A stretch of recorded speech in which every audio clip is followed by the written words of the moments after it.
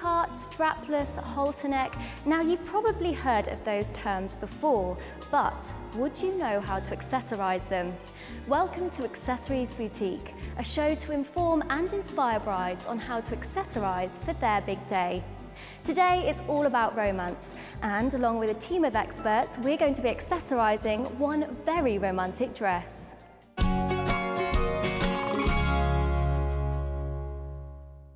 Okay, so joining me now is Karen Taft, Managing Director of Benjamin Roberts. Karen, just talk us through this dress. Well, this is one of our best-selling dresses from the Benjamin Roberts collection, and it's easy to see why. It's a very flattering dress.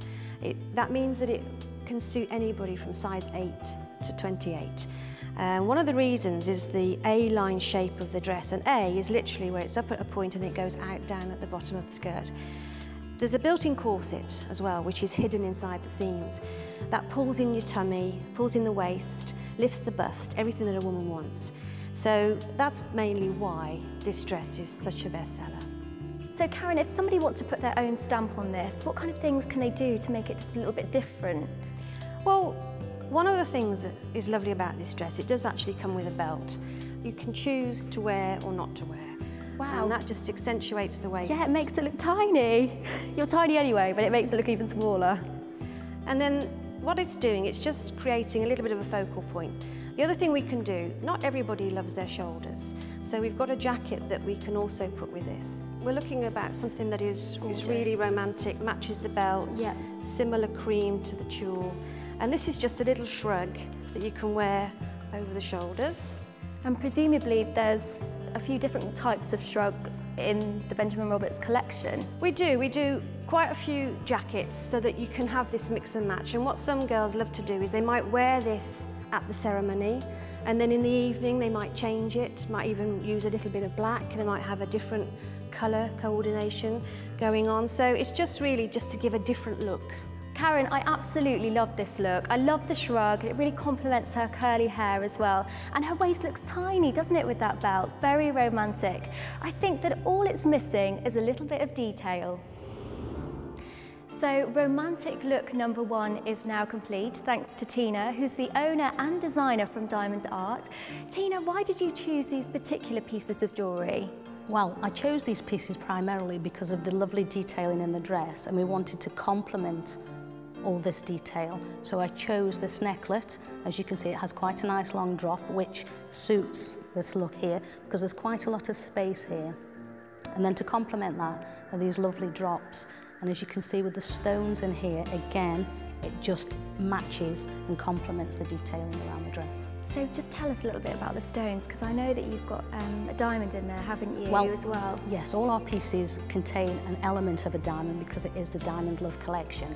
And diamond is all about permanence and forever, so there's a romantic link there. And then we have all these different shaped high-quality CZs so that they gain the light. So as you move in, it just reflects, and it just looks perfect. It completes the look. And when you say diamond, I automatically think ka-ching.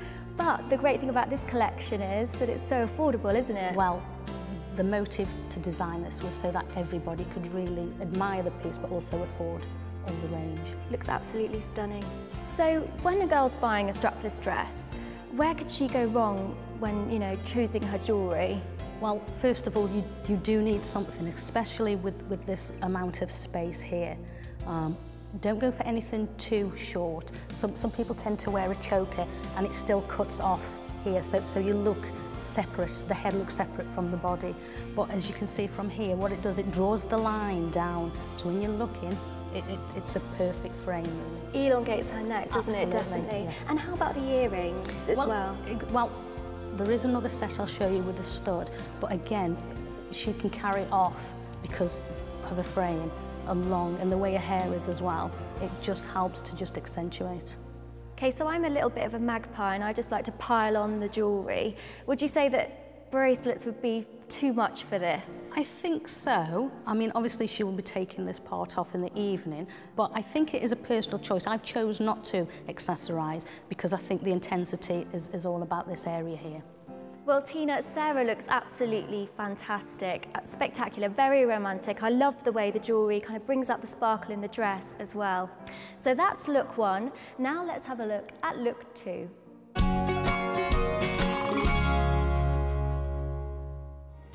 Take a photograph of yourself wearing the dress and take it with you, so when you accessorise, you've got a perfect image of where the dress starts and stops, so you get the balance right.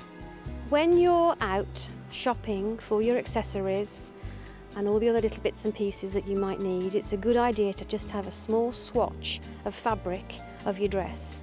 And most people would provide these for you. You can keep it in your purse, and you just then have always got an idea of the correct colour for what you're trying to match it up to.